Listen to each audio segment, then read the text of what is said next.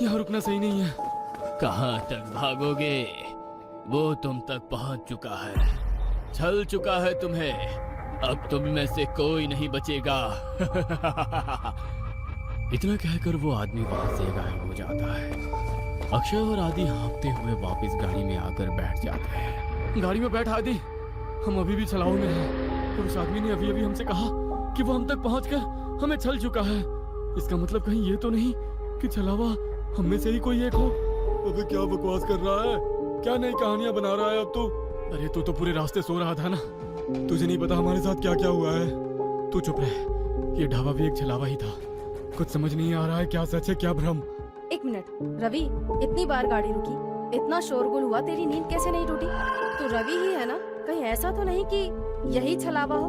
सोचो गाइस, पूरे रास्ते इसने हमसे कोई बात नहीं की है। तुम लोग पागल हो गए हो क्या? हाँ, मुझे तो लगता है ये लड़की ही छलावा है। आधी रात को सड़कों पर लड़कियां नहीं प्रेत घूमती है। मेरी मानो तो इसे पहाड़ से नीचे धकेलकर छुटकारा पाओ इससे, देखना उसके बाद सब सही हो जाएगा। पागल मत बनो, मैं एक इनोसेंट लड़की को ऐसे कुछ भी करने नहीं दूंगा। मुझे तो लगता है साहब ये आदि सर ही छलावा है। यही हमें ढाबे में ले जाने के लिए पीछे पड़े थे। ये सब इनकी ही चाल है। अरे बस करो तुम सब के सब, ये क्या तमाशा शुरू कर दिया? तुम चुप करो अब। मैं अभी मरना नहीं चाहती। सबसे पहले तो मैं इस लड़की का काम तमाम करूंगी। मुझे भी लगता है कि ये लड़की ही गड़बड़ है। आशा अपने बगल में बैठी उस आदिवासी लड़की का गला दबाने लगती है। आशा को उस लड़की का गला दबाते देखकर अक्षय गाड़ी रोक देता है और उसे बचाने की कोशिश करने लगता है। इस लड़की के लिए मैं अपने दोस्तों की जान खतरे में नहीं पड़ने दूंगा। तभी रवि गाड़ी में रखी लोहे की रॉड उठाकर उस लड़की के सर पे दे मारता है। ये क्या कर दिया तूने? बस खत्म हो गई प्रॉब्लम। इसकी बॉडी को गाड़ी से बाहर फेंको और आगे बढ़ो। लड़की को मारने के बाद वे लोग उसकी बॉडी को गाड़ी से नीचे उतार रहे होते हैं कि तभी दूसरी ओर से कुछ गांव वाले मशाल लेकर उनकी ओर दौड़ते दिखाई पड़ते हैं। ये तो वही लोग हैं ना जिसे ये लड़की छलावा बोल रही थी। इसका मतलब छलावा अभी भी हमारे आसपास ही है। जल्दी चलो यहाँ से। वे चारों घबराकर फिर से गाड़ी में बैठ जाते हैं। देखो, सुबह होने में बस 1 ही घंटा बाकी है। हमारे बीच जो भी छलावा है वो अगले 1 घंटे में हम सबको अपने साथ ले जाएगा। हमें उसके बारे में पता लगाकर उसे खत्म करना होगा, नहीं तो हम में से कोई नहीं बचेगा। Calm down. ये जो कुछ भी है इसने हमारी सोचने की शक्ति को खत्म कर दी है। हम लोग एक भ्रम में हैं। क्या सच है क्या झूठ कुछ भी समझ नहीं आ रहा है। वो हमें इमोशनली ब्रेक कर रहा है ताकि हम पर काबू कर सके। तू अपना प्रवचन अपने पास रख, मैं तुम तीनों को ही खत्म कर दूंगा। तो छलावा के बचने का कोई चांस भी नहीं रहेगा। तो मुझे भी मार देगा रवि? तू तो मुझसे प्यार करता था ना। Shut up! मुझे यहाँ से जिंदा अपने घर जाना है बस। इससे पहले कि रवि आयशा को मारता, आयशा अपने गले में पहने हुए स्कार्फ से रवि का गला घोटने लगती है। तू ही है वो राक्षस, तुझे ही खत्म कर देती हूँ, सारी प्रॉब्लम खत्म हो जाएगी।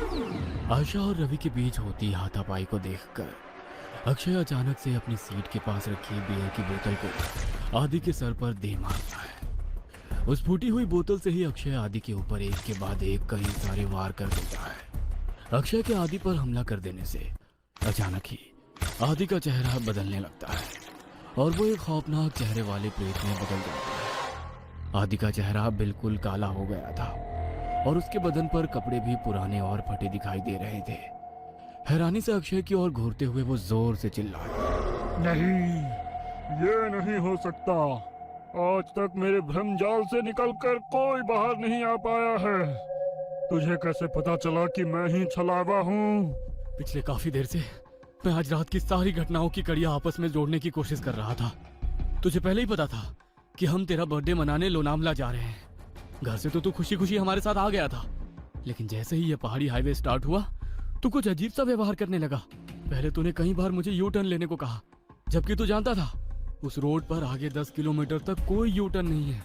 उसके बाद उस लड़की को लिफ्ट देने से मना करना, अचानक से छलावे की कहानी सुनाने लगना, जबकि तू तो इन बातों को कभी मानता ही नहीं है।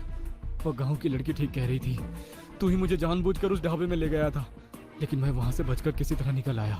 मेरे सिगरेट के लिए पूछने पर तूने मेरा हाथ जब झटका वो मुझे बहुत अजीब लगा था। और सबसे जरूरी बात, रवि तो पूरे रास्ते गाड़ी से उतरा ही नहीं था। इसीलिए जब आयशा रवि को मारने लगी तो मैंने तेरी तरफ नजर घुमाकर देखा। तू अपनी सीट पर बैठा बड़े आराम से मुस्कुरा रहा था। कोई दोस्त अपने दोस्त को ऐसी हालत में देखकर हंस नहीं सकता। मैं समझ गया कि छलावा तू ही है और कोई नहीं। मूर्ख हो तुम सब। मैंने तुम्हें समझने के लिए कितने मौके दिए, लेकिन तुम मूर्ख के मूर्ख ही रहे। मैंने तुम्हें बताया था, छलावा जो चाहेगा तुम बस वही देखोगे। मैंने तुम लोगों की नजर और दिमाग को बांध रखा था। गांव के लोग उस लड़की को नहीं, मुझे पकड़ने के लिए तुम्हारा पीछा कर रहे थे। इसलिए मैंने तुमसे कहा कि गाड़ी मत रोकना। मैंने ही तुम्हें वो ढाबा दिखाया ताकि तुम सब वहां नीचे उतर जाओ और मैं अपना शिकार कर लूं। लेकिन ये आयशा बहुत चालाक है। इसने गाड़ी से उतरने से मना कर दिया था, इसलिए मैं वहां शिकार करने से चूक गया। बस कुछ देर की बात और थी, इस रवि के मरते ही तुम दोनों एक दूसरे की जान के दुश्मन बन जाते और एक दूसरे को मार डालते और मेरी जीत हो जाती। अगर ये आदि नहीं है तो हमारा आदि कहाँ है? तुम्हारा आदि तो उसी जगह मेरा शिकार बन गया था जब पहली बार तुम सब गाड़ी से उतरकर इस अक्षय से झगड़ा कर रहे थे और वो गाड़ी की डिक्की चेक कर रहा था। अक्षय, मार इसको, छोड़ना मत। उसने हमारे आदि को मार डाला, मैं इसे नहीं छोड़ूंगी। सुबह के 4 बज चुके हैं, अब तुम लोग मेरा कुछ नहीं बिगाड़ सकते। इतना कहकर वो छलावा वहां से गायब हो जाता है।